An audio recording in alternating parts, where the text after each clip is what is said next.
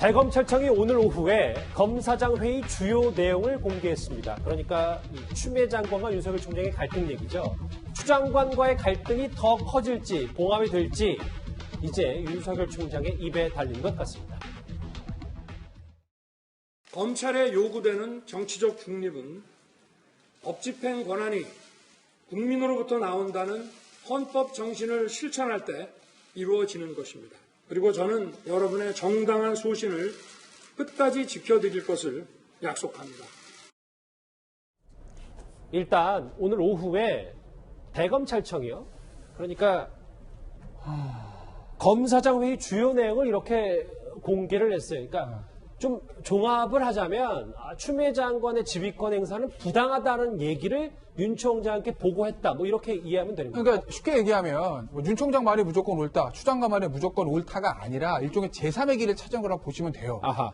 저도 이제 저 문건을 봤는데 회의 내용이 어떻게 됐는지 보시면 지금 제작진 요약을 잘했습니다. 보시면 전문 수사자문단 소집 중단 수용. 저건 누구한테 얘기한 거죠? 윤 총장이요? 윤 총장. 왜 윤 총장이 전문 수사자문 하겠다고 그랬거든요. 그것도 하지 마라. 그러면 이제 세 번째로 갈까요? 수사지휘권 박탈 지시. 저건 이제 추미애 장관의 검찰총장에 대한 지휘권인데 그거는 위법하고 부당한 지휘다. 그것도 하지 마라. 그러면 추 장관도 틀렸다, 윤 총장 틀렸다요. 이렇게. 그러면 어떻게 가자는 얘기냐? 가운데 거. 특임검사 같은 제3의 어떤 특임검사를 중립적인 특임검사를 임명해서 거기서 수사하게 하자라는 거죠. 왜냐하면 좀 더 설명을 드리면 속된 말로 그 해당 검사장이 윤 총장의 측근이기 때문에 윤 총장이 주도하는 수사자문이 안 된다고 하면 그 해당 검사장과 이성윤 중앙지검장도 지금 이해관계가 충돌할 수 있는 상황이거든요. 그러니 중앙지검에서 수사하는 것도 맞지 않다.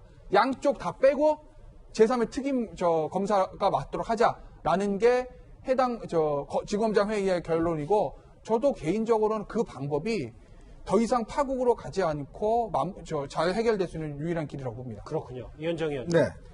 일선 검찰 간부들이 그러니까 윤 총장에게 총장님 장관의 지시는 위법 부당합니다. 그래서 제3의 길을 찾아야 됩니다. 라고 얘기를 했잖아요. 그리고 뭐 그 공개까지 다 지금 언론에 됐는데 윤 총장은 빨리 결단을 좀 내려야 될 텐데 언제 입장 낸다는 겁니까? 일단 윤 총장이 아마 고민이 좀 깊어지는 것 같습니다. 일단 오늘 저렇게 내용을 공개하는 거는 윤 총장이 자기 입으로 보다는 검사장들의 이야기를 통해서 자기가 하고 싶은 이야기는 사실상 어떤 면에서 저게 다 녹아 있는 거죠. 윤 총장의 사실상 뜻일 수도 있는 거죠. 그렇습니다. 그러니까 왜냐하면 이제 검사장들의 어떤 보면 합의된 의견이기 때문에 저거는 어떤 면에서 보면 이제 추미애 장관의 된 것이고 문제는 이제 윤 총장이 이 수사지휘에 대해서 전적으로 수용한다라고 이야기할 것인지 아니면 제지를 해달라고 이야기를 할 것인지 이런 부분에 대한 선택만 남아 있는데 문제는 이제 오늘 원로들 등등 이제 전직 검찰총장들 의견을 쭉 듣는 것인데 아마 제가 볼 때는 그럴 것 같아요. 윤 총장이 개인의 문제 같은 경우는 좀 피할 겁니다. 그러나 검찰총장의 법적 지위를 흔드는 문제, 즉 위법한 문제 이런 부분에 대해서는 그냥 넘어가지는 않을 거예요. 그럼 왜냐하면 윤석열 총장이든 아니면 다른 총장이든 간에 법무부 장관과 윤석열 총장, 즉 검찰총장 간의 어떤 권한 다툼 이 부분 관련해서 검찰이 지켜야 될 것들 이 부분에 대해서는 저는 양보를 하지 않을 걸로 보여집니다. 7년 전 당시에 민주당에게 극찬을 들었었던 윤석열 총장의 발언 하나 잠깐 듣고 오겠습니다. 하지 마라라고 하는 것에 대해서는 그거는 적법적인 이견이 있어서 이의 제기를 해야 되는 문제가 아니고 그 지시는 따르면 안 되는 겁니다. 지시 자체가 위법한데 그걸 어떻게 따릅니까? 그럼 이의 제기해가지고 안 받아들여지면 그걸 따라야 된다는 겁니까? 용기 있는 결정입니다. 그런 결정을 하기가 정말 쉽지 않은데 7년 전 윤 총장의 선택 이번에도 같을지 저희도 한번 지켜보겠습니다. 그러나 추미애 장관은요. 윤 총장의 움직임에 밀리지 않고 대응하겠다는 뜻을 밝히고 있습니다. 대검 공식 입장이 아직 나오지도 않았는데 물론 지금 조금 전에 이 회의 내용이 좀 정리가 됐지만 주말에도 출근해서 법무부 차원의 대응 전략까지 논의했습니다. 지휘권이 제대로 작동되고 있지 않다라는 그런 판단을 하고 계신 건가요? 때로는 무력감을 느끼기도 합니다. 대한민국의 최고 통치권자인 대통령께서 개입을 할 상황까지도 지금 가 있다고 보십니까? 제가 책임지고 또 지휘 감독을 하도록 하겠습니다. 더 이상 지켜보기 어렵다면 저도 결단할 때 결단하겠습니다.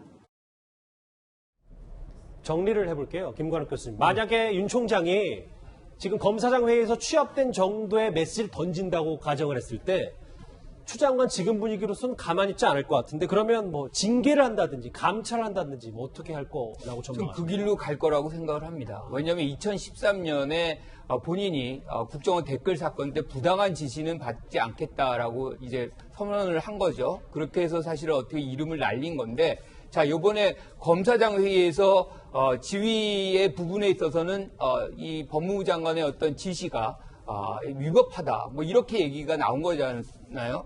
이 부분을 사실은 따르지 않고 만약에 그것을 그냥 지시사항을 수용한다면 부당한 것을 그냥 받아들인 거잖아요. 자기 목숨이 발생하는 겁니다. 윤 총장 입장에서 그렇죠. 그렇기 때문에 저는 지시를 이제 번복하기를 하는 그런 재지휘를 이제 요청할 텐데 예. 재지휘는 곧 항명으로 받아들일 수 있습니다. 그러니까 공무원법이라든가 검찰청법 같은 경우에 보면 명령 이행에 대한 조항들이 있죠. 거기에 따라서 그것을 이행하지 않았을 때 징계할 수 있는 권한이 법무부 장관에게 있기 때문에 그런 근거를 갖고서 추미애 장관은 아마 징계 절차에 들어가고 그런 수단으로 아마 감찰을 할 경우가 있을 수 있겠다. 그러면 이제 예컨대 윤석열 총장 같은 경우 그것을 이제 탄압받는 그런 이미지를 만들고 아마 사퇴하지 않을까. 뭐 그런 과정, 흐름 이렇게 예측을 해볼 수가 있을 것 같아요. 그렇게 보시는군요. 전운이 좀 감돌고 있는 것 같습니다. 정점으로 치닫고 있는 추미애 장관과 윤석열 총장의 갈등 얘기 오늘 속보성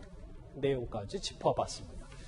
다음 주제 본격적으로 만나보기 전에 오늘은 조금 일찌감치 실시간 검색어를 만나보도록 하겠습니다.